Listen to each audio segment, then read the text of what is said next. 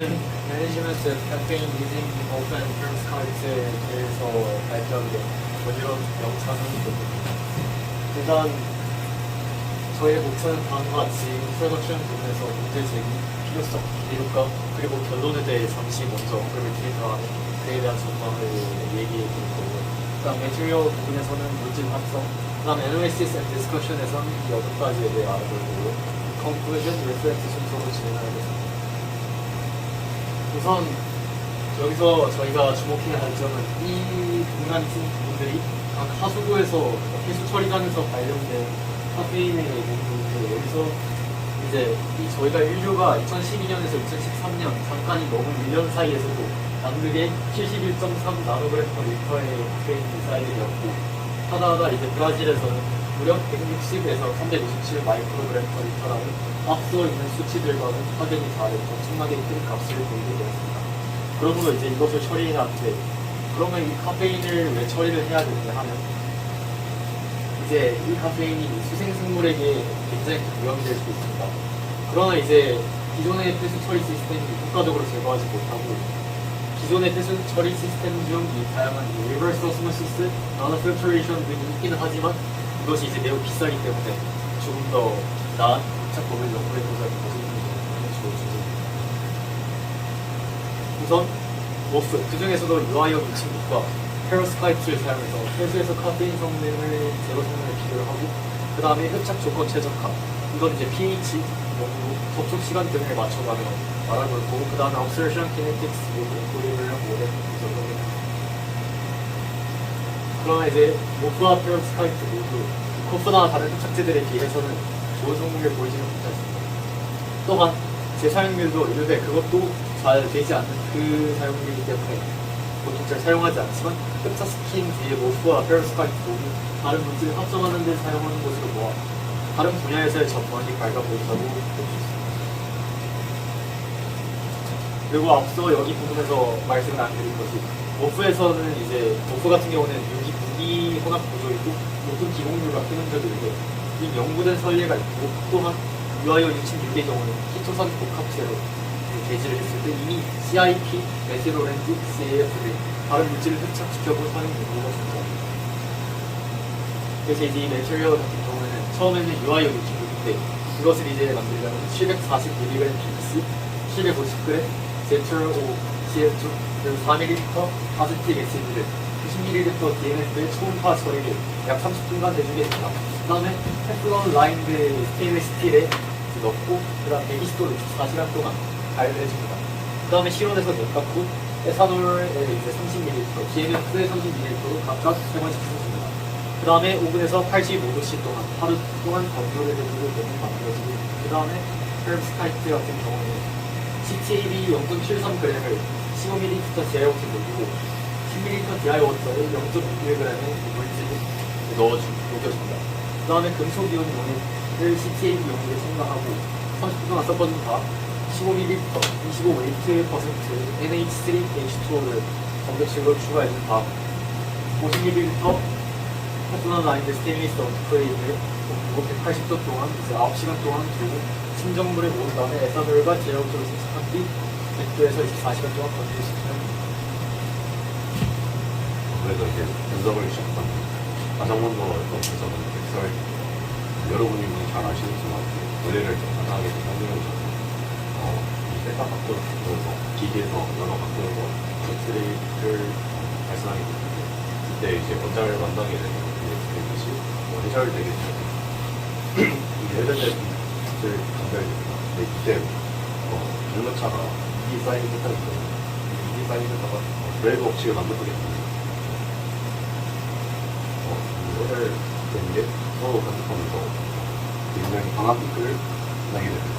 그래서 이 피크를 내는 거를 확인하면서 연이 어떻게 생긴 구조 자체를 좀 확인할 수 있는 그래서 흡사리 분석을 통해서 저희가 일단 합성이 잘 되는지 먼저 확인해서 그 다음에 흡착 후 흡사리 분석 피크의 위치 이동이 나오고 인텐시티 변화를 통해 카페인이 흡착되거나 무음에 흡착되는지 추론해 보는 것을 보았습니다. 이게 보자면 왼쪽에는 이제 목표에 대해서 흡착 전 성분을 찍은 거죠. 요즘 페로브스카이트에 대고 흡착 전 성분을 찍어봤습니다. 그래서 저거 볼때 피크에 비치는 똑같지만 이 테스트가 노이즈가 굉장히 심해졌는데 그러니까 이 테스트가 감소한 한도를 확인할 수 있고 예를 들어서 이제 카페인, 유랄산 베이스의 흡착과 확인할 수 있습니다. 두 번째로 진행했던 건 FT 아이언. FT 아이언에도 간단히 설명합니다. 아이언에서 쪽에서 보면서 이제 아이언 방사선을 샘플을 통과시켜서 샘플을 흡수시키고 이제 추가된 빛을 얻을 수 있겠죠. 근데 거기다가 이제 빔 스플리터를 통과와 방사를 빔을 동시에 시켜줍니다. 그래서 이쪽에는 이제 고정경을 이쪽에 이동경을 넣고 이동경을 이동시키면서 그게 이제 감사파를 이제 빛대 쪽을 통해서 측정하게 됩니다. 그때 이제 피테터에서는 트리의 변환을 통해서 필수로 이거를 통하게 되고 합수에 대한 흡광의 반사율, 추가율 기준을 확인할 수 있습니다. 이제 FT 아이언은 FT 아이언이 뱃살기처럼 이제 문자나 작용기마다 이제 고유한 패턴이 있기 때문에 이를 따라서 지금 전에 어떤 만약에 초점이 없던 카페인 분자의 고유직 스피드가 만약에 나타나게 되면 카페인이 잡혀있거나 이런 걸 제대로 확인할 수 있고 그다음에 서로 상호작용이 일어나는지도 확인할 수 있고 저희가 주로 확인해본 CH의 분자이고 RP치고 CC의 이중결합 치고 CO의 이중결합 치고 그다음에 지름pun과 진동을 찾는 것 같습니다. 그래서 이렇게 서로 그래프가 나오게 되면 이제 검정색을 찍으면 왼쪽 그래프에서 검정색을 찍고 파란색은 카페인, 그다음에 빨간색은 두 개를 흡착시켜 보았을 때 보시면 알다시피 이 3,000에서 3,500대 이런 숫자 짧은 숫자 킬로그램에서 1,720대에서는 오프가 굉장히 인테스트가 나왔다가 올라가는 걸 확인할 수 있고 그래서 서로 상호작용을 했구나 라고 확인할 수 있고 또 카페인틱들이 치료센터에서도 특정한 서비스이기 때문에 확실히 카페인이 합체되었구나 라고 확인할 수 있습니다. 또 오른쪽 폴로스카이트의 경우에서도 비슷한 결과가 나오게 있습니다. 세 번째는 FDSM을 찍어봤는데 일반 SM은 FDSM을 우리가 안 볼 수 있는데 일반 SM은 열 방사형 분자를 찍어보고 FDSM은 이렇게 강한 전자 전기장을 만들어서 전자 빔을 쏘면서 모형을 봐야 돼요. 구조를 한번 확인할 수 있습니다. 그래서 일반 SM보다 좀 더 고해상도 이미지를 얻을 수 있기 때문에 저희는 표면에 미세한 변화 정차를 확인하고 싶어서 FDSM을 사용했다고 확인했습니다.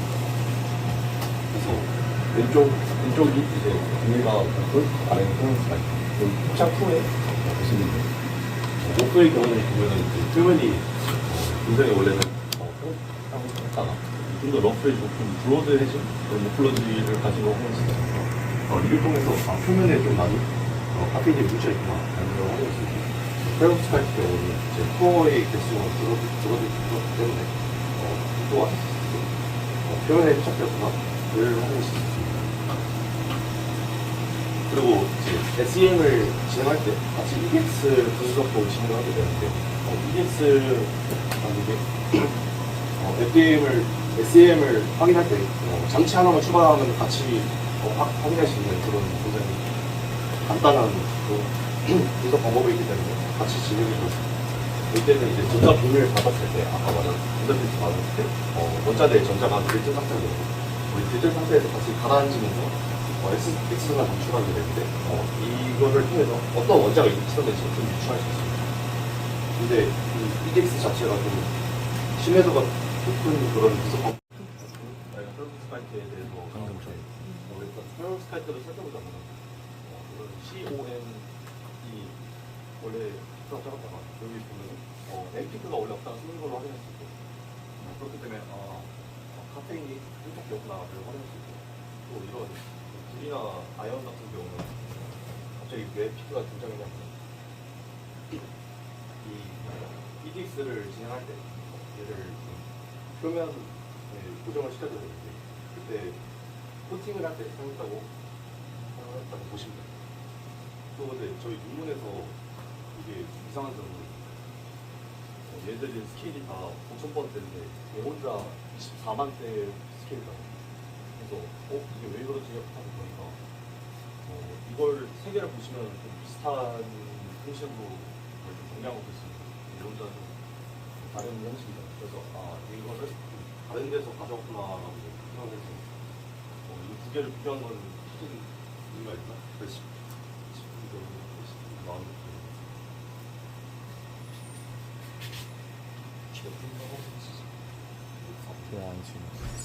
빠르게 진행하겠습니다. 다음으로 해본 거는 N2 흡착 탄착인데요. 저번에 발표한 그 기체 흡착 탄착에서 봤듯이 이렇게 IUPAC에서 이렇게 흡착 탄착 등원서를 나누는 그 결과입니다.